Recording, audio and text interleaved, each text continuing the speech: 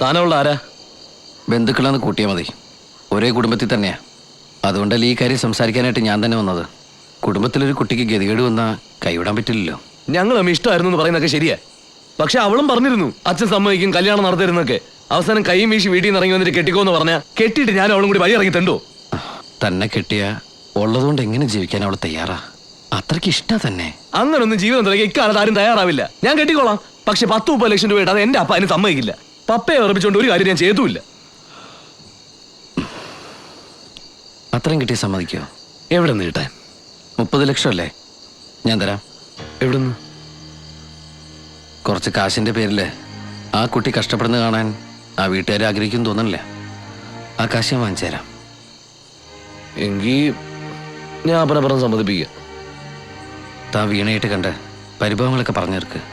കല്യാണത്തിന് മുമ്പ് കാശ് തരുന്ന കാര്യം ഞാൻ ഏറ്റു.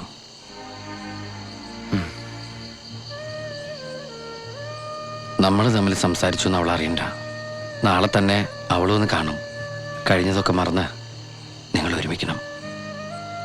എനിക്കിപ്പോഴും അവളെ ഇഷ്ടമൊക്കെ തന്നെയാ. കാശിൻ്റെ കാര്യം ശരിയായ പിന്നൊന്നും ആലോചിക്കില്ല. പക്ഷെ കയ്യിലെ കാശ് തീരുന്നതിനൊപ്പം തൻ്റെ ഇഷ്ടം തീരരുത്. അങ്ങനെ എന്തെങ്കിലും വന്നാൽ അവളെ കഷ്ടപ്പെടുത്തരുത്. എന്നെ ഒന്ന് വിളിച്ച് പറഞ്ഞാൽ മതി. ഞാൻ വന്നെടുത്തോണ്ട് പൊക്കോളാം.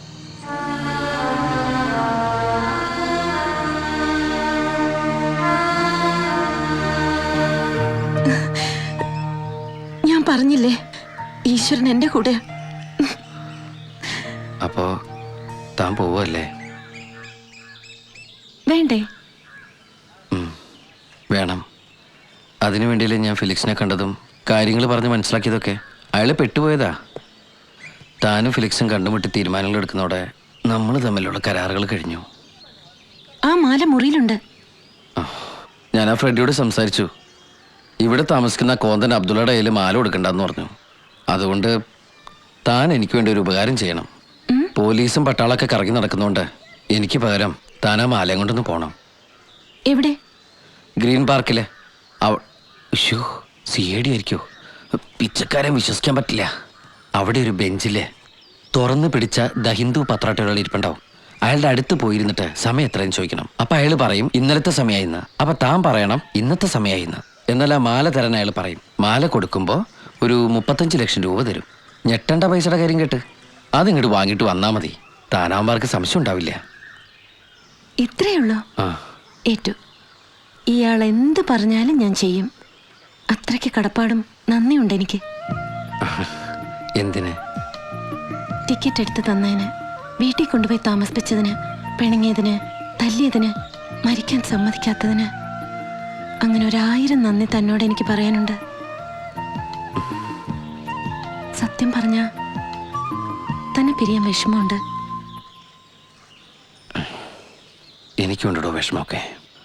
പക്ഷേ പിരിഞ്ഞല്ലേ തീരൂ. വഴിയിൽ വെച്ച് ഒരു മഴയത്ത് എൻ്റെ കുടക്കീഴിലേക്ക് ഓടിക്കയറിയ ഒരാളാ താൻ. മഴ തീർന്നപ്പോൾ ഓക്കെ ബൈ താങ്ക്സ് എന്നൊക്കെ പറഞ്ഞ ഒറ്റ പോക്ക അല്ലേടോ? കൊള്ളാലോ ഉപമ. കവിതയോ സാഹിത്യോ? ഹേ, പണ്ടാരോ പാടിക്കേട്ടൊരു പാട്ടാ. തൻ്റെ വർത്തമാനം കേട്ട് പുറത്തുപോയി. എങ്ങനെ എങ്ങനെ എങ്ങനെ? കേക്കട്ടെ കേക്കട്ടെ.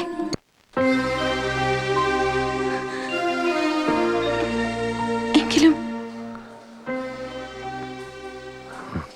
ഞാനാരെയും കുറ്റപ്പെടുത്തുന്നില്ല. ഇങ്ങനെയൊക്കെ കാര്യങ്ങൾ കലങ്ങി തെളിയണമെന്നായിരിക്കും വിധി. എട്ടും പൊട്ടും തിരിയാതെ ഇറങ്ങി തിരിച്ചതാ. ഫെലിക്സിന്റെ മനസ്സിൽ ഞാനുണ്ട് എന്നുള്ള ഒറ്റ വിശ്വാസമായിരുന്നു എനിക്ക്. എന്നാ പിന്നെ ഇപ്പൊ തരാന്ന് പറഞ്ഞ കാശ് അപ്പോഴേ തന്നിരുന്നെങ്കിൽ ഈ പ്രശ്നങ്ങളൊന്നും ഉണ്ടാവില്ലായിരുന്നല്ലോ. വെറുതെ. കാശോ? ആ, ഏത് കാശ്?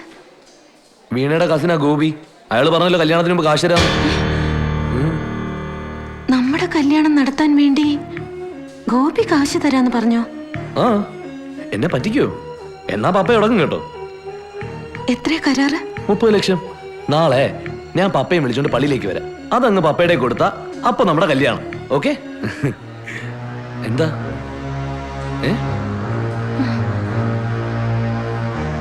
ഒന്നുമില്ല.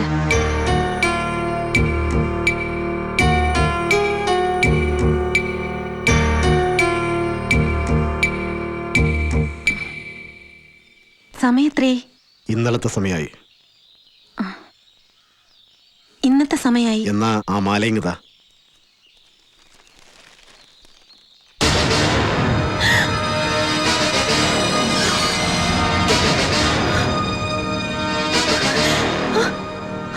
Give it to me. No.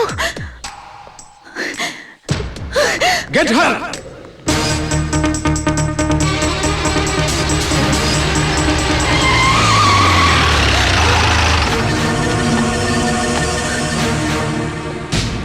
Give it to me. No. ഞാൻ ഇപ്പൊ ഇത് ഡാമിലേക്ക് എറിയും. No, don't do it. Hey, no. എന്റെ അടുത്തേക്ക് വന്നാൽ ഞാൻ എറിയും. അബദ്ധം കാട്ടരുത് കുട്ടി. ഇത് നിങ്ങളുടെ കയ്യിൽ കിട്ടിയാലല്ലേ ഗോപിയായിട്ട് മോഷ്ടിച്ചാൻ തെളിയിക്കാൻ പറ്റൂ. அவன் தான் இந்த நெக்லஸை திருடினான்னு ப்ரூவ் பண்றதுக்கு இது எனக்கு அவசியம் இல்லை. ஒரிஜினலா உங்ககிட்ட இந்த நெக்லஸை வாங்க வேண்டிய ஃப்ரெடி இப்போ ஏன் கஸ்டடியில் இருக்கான். ஃப்ரெடியோட ஒரே ஒரு வாக்கு போறோம் கோபியை ஜெயில போட. அது இன்னொரு நாட்டை சேர்ந்த ப்ராப்பர்ட்டி. நீ அதை என்கிட்ட கொடுக்கலன்னா ராஜத்ரோக குத்தத்துக்கு அவன் ஜீவிதம் பூரா ஜெயில இருக்க வேண்டி வரும். ഒന്നും കണ്ടില്ല കേട്ടില്ല എന്നും പറഞ്ഞ് സാറിനൊന്ന് കണ്ണടച്ചൂടെ? അയാളുടെ ജീവിതം രക്ഷപ്പെടും. സാറിനുമില്ലേ സാർ അയാളോടൊരു കടപ്പാട്? ഒന്നുമില്ലെങ്കിലും സാറിന്റെ കുഞ്ഞിന്റെ ജീവൻ രക്ഷിച്ച ആളല്ലേ. സ്പെയിനിലെ രാജകുമാരിക്ക് എന്തിനാ സാർ ഈ ഒരു മാല? രാജാവും രാജകുമാരിയൊക്കെ ഒത്തിരി പണമുള്ളവരല്ലേ. ഇത് വിറ്റാ കിട്ടുന്ന പണം കൊണ്ട് ഒരുപാട് ജീവിതങ്ങൾ രക്ഷപ്പെടും. അയാളോടൊരു അല്പം ദയവ് കാണിക്കണം. சரி, அதை என்கிட்ட கொடு.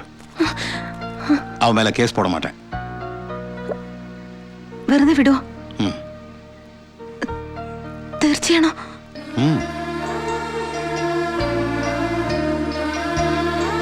സർ, എങ്കിൽ എനിക്ക് ഒരു സഹായം കൂടി ചെയ്യൂ. എന്ത് സഹായം? ഞാൻ ഈ മാല വിറ്റ കാശും കൊണ്ട് ചെല്ലുന്നതും കാത്തിരിക്കുക പാവം. ഒരുപാട് മോഹങ്ങളും സ്വപ്നങ്ങളും ഒക്കെ ആയിട്ട് പണമില്ലാതെ കയ്യും വീശി ചെന്നാ തകർന്നു പോവുക പാവം. എൻ്റെ കയ്യിലൊരു ഡ്രാഫ്റ്റ് ഉണ്ട്.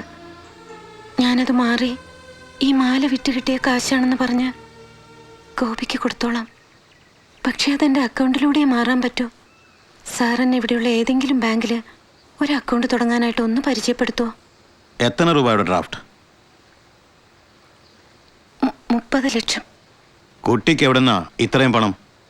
എൻ്റെ ഒരു ആവശ്യത്തിന് അച്ഛൻ തന്നതാ. എനിക്കിനി ആവശ്യങ്ങളൊന്നുമില്ല. 30 ലക്ഷം ഒരു കള്ളനുക്കാ? അയാൾ കള്ളനൊന്നുമല്ല. ഞാൻ കണ്ടിട്ടുള്ളതിൽ വെച്ച് ഏറ്റവും നല്ലവനാ, വലിയൊരു മനസ്സുള്ളവനാ.